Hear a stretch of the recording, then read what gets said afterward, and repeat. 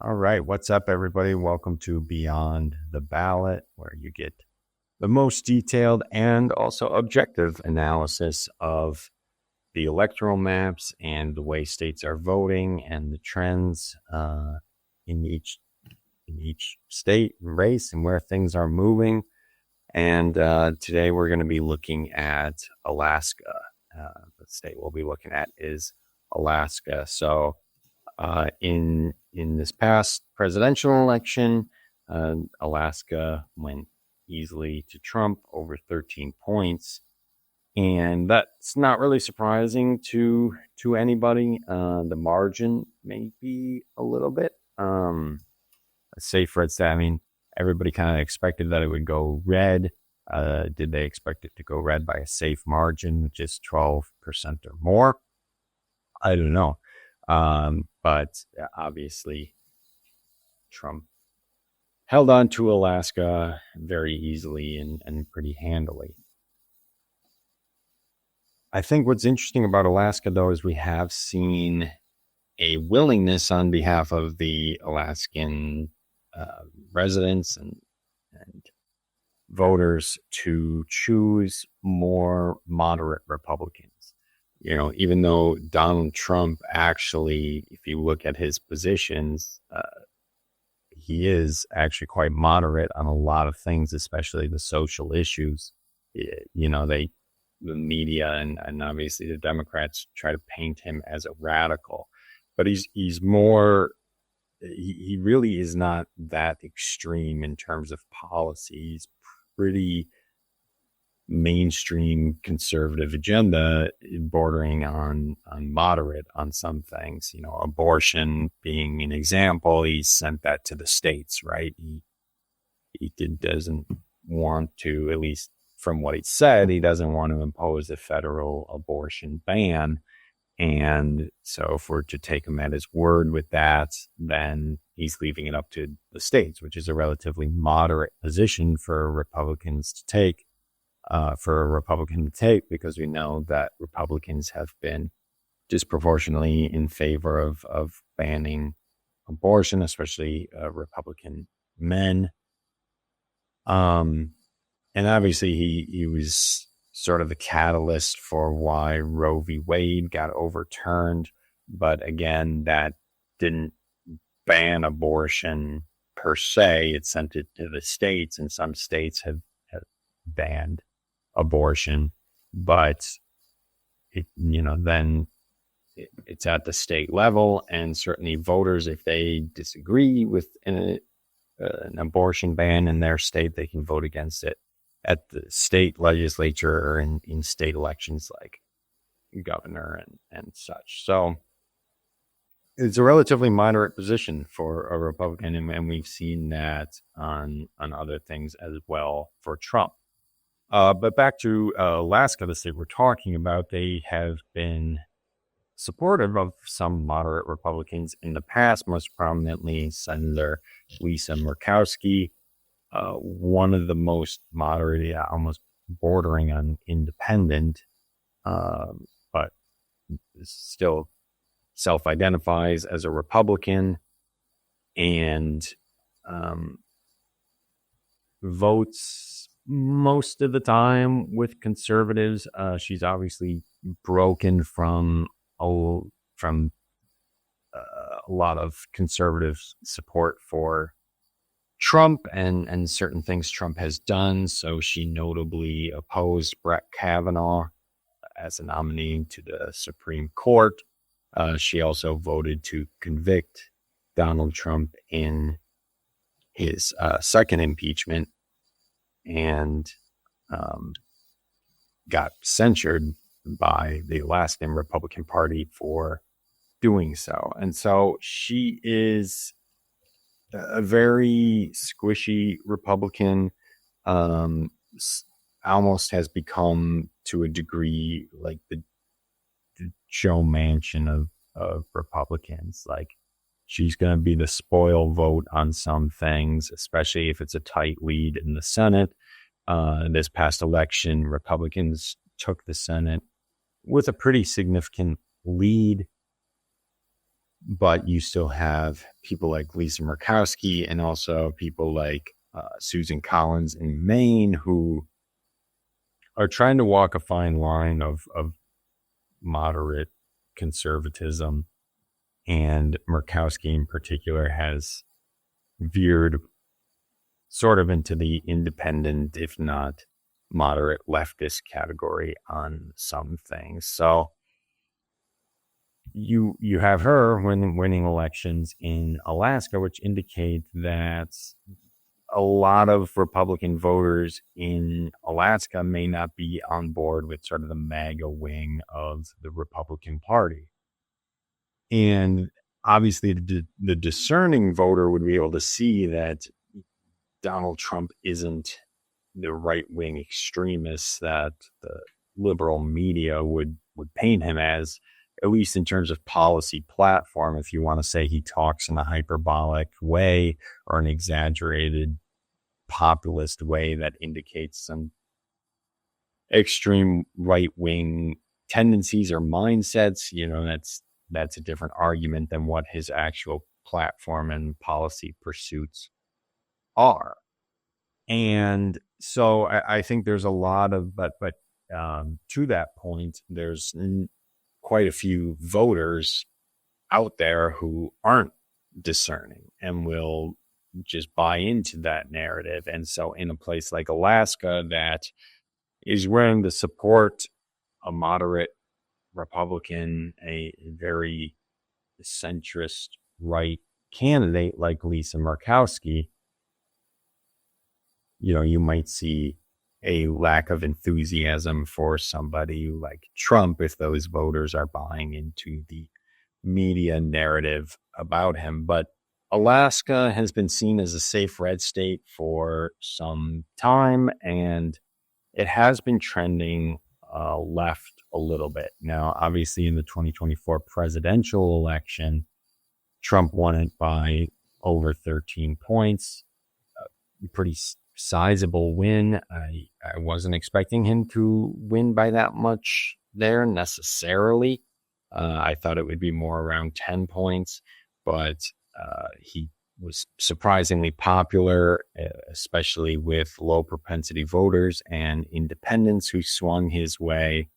And that's just the result that he got this particular election that pushed him over the edge. But does that popularity translate down ballot to senators and representatives? Well, if we look at the representative race, of course, Alaska only has one representative. It's an at-large district, so it only has one representative. The incumbent was Mary Peltola, and Mary Peltola largely won because Alaska has ranked choice voting. And as a result of that, you could have two Republican candidates to one Democrat candidate running, and those two Republican candidates are stealing votes from each other, which allows that Democrat candidate to win a majority and potentially win the election, which is exactly what happened with Mary Peltola. But that seat was flipped by Nick Begich, and Begich didn't really run as a MAGA Republican, didn't really make an active effort to associate himself with Donald Trump too much. And so he's on the more moderate end, or at least if he's not, he's hesitant about aligning himself with sort of the Trump identity and the MAGA identity. And the results of that election were interesting. So the final result was Begich winning a majority, 51.2%, 48.8%. As you can see there, it was a margin of about 8,000 votes. And it's kind of interesting that it was so close, because obviously we know that incumbents tend to have an advantage and can create a base. So obviously an incumbent can become more likable. And we see that happen all the time. Incumbents overperforming their expectation in, say, like an open seat election. And Mary Peltola certainly benefited from that incumbency. But you would think perhaps in a state that went to Trump by over 13 points that down ballot Republicans would have done better, like Begich. And he didn't. And like I said, Begich didn't really align himself with Trump. And so one of the questions that need to be asked is, would he have fared better, or would he have won by a more sizable margin had he actively aligned himself with Trump and the MAGA identity? And it's anybody's guess. But if we look at the state Senate, state House, obviously the state Senate is favoring Republicans by 2 seats. The state House is favoring Republicans more significantly than that, 21 Republicans to 14 Democrats and 5 other. And so Alaska remains a red state, and that's not really surprising to too many people.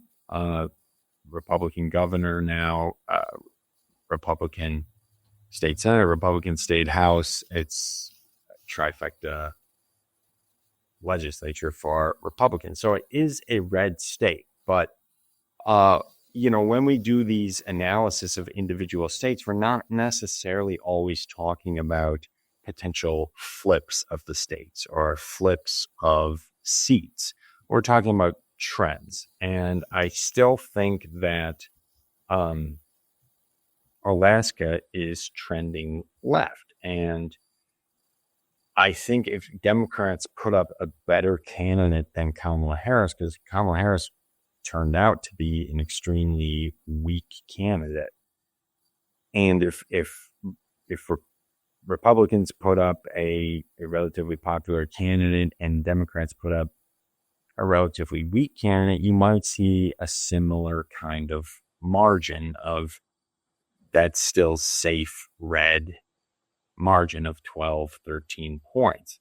But I think maybe not, but I think Democrats would be wise enough to learn the lessons of this past election, say that their voters and their constituency is looking for somebody a little outside the establishment, a little different from somebody like a Joe Biden, because ultimately that was one of the biggest sinkers for Kamala Harris, was her refusing to elaborate on how she would be a different president than Joe Biden, going so far as to say that she wouldn't have done anything differently.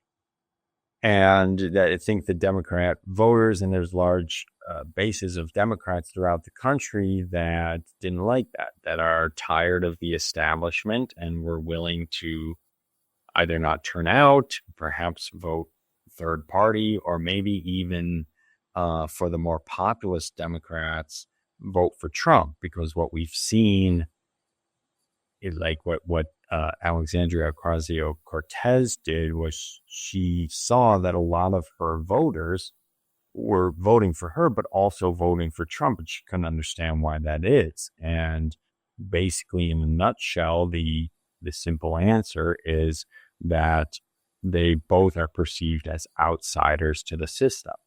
And it's just that embodiment of an outsider and a potential disruptor that is appealing. And so I think maybe if Democrats go that route, we might see Alaska flip for many election cycles. I think it'll be maybe even decades before we see a Alaska shift, or not an Alaska shift, but an Alaska flip. But I do think the margins will narrow. I think it'll probably be closer to a likely margin in the next presidential election, maybe 8 or 9 points. But I don't think it will be as big as the 13-point win that Trump had. But we'll see. Again, their willingness to vote for more moderate candidates that border on Democrat tells you that maybe a populist candidate really wouldn't be as popular going into the future as Trump was this past election. But then that's just sort of a waiting game. We'll have to see. I think the midterms will be interesting, not necessarily because I'm expecting any kind of flip of seats or flip of state senates or house or anything like that.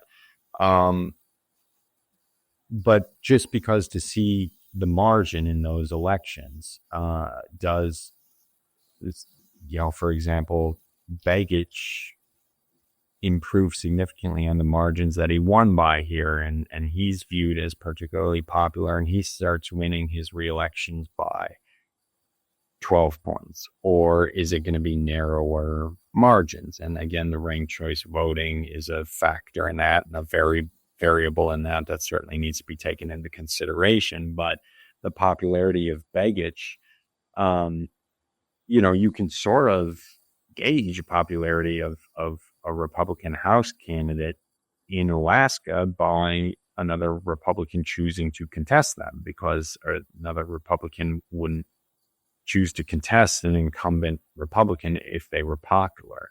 It's only if they were trying to unseat them that they might challenge them. And so we'll see going forward in the next couple years here how Begich turns out in terms of popularity. But I think overall, we're seeing a move of Alaska to the left. Not quick. I think in a lot of these states that have smaller populations, and so their electoral votes aren't as much, like Alaska only has 3 electoral votes, we don't see as wide or as big shifts as we would in higher population areas. For example, New Jersey, Biden won that in 2020 by 16 points. Kamala Harris in this election only won it by, I think, 6. We can go in here and take a look, maybe, but I think it was 6 points that she ended up, 6% that she ended up winning by. And so that's a drastic shift of 10%. But in states that, there's 14 electoral votes for New Jersey. In states that have bigger populations, I think you can see more significant swings, because there's also a larger capacity for low propensity voters that could potentially be drawn out. There's high density of different populations of demographics. So, for example, on that East Coast in both New York and New Jersey, there's a Jewish population that had become frustrated with the Democrat Party and moved right. They either, didn't turn out, or maybe voted third party, or maybe actually switched to Trump. Trump, obviously a very pro-Israel president in the past, and likely will be in the future here in his upcoming term. So that was more appealing to Jewish populations. Then you also see populations like Amish. One of the big stories coming out of Pennsylvania as far as the ground game for Republicans was them drawing out the Amish population to vote for them. And we're not talking about millions of votes. We're not even talking about necessarily tens of thousands of votes. We might just be talking about a matter of a couple thousand. But in those close states, and when we talk about margins, all of that is a factor. And especially in a place like Pennsylvania, which is a huge swing state, every vote counts. And so bringing those low propensity voters or new voters out is a big deal, and could shape things. And so those are for states with larger population and more electoral votes and more capacity to swing. I think Alaska doesn't have that, and we'll continue to see Alaska be a relatively reliable Republican state. But I think in the near future, we will see the margins narrow to more of a likely margin than a safe Republican margin. So guys, thanks for watching this video. Hopefully you enjoyed this analysis. If you do, like and subscribe. We're going to continue to do this series on individual states, analyzing individual states after the 2024 election. And so please join us for those other videos, and I'll see you in the next one.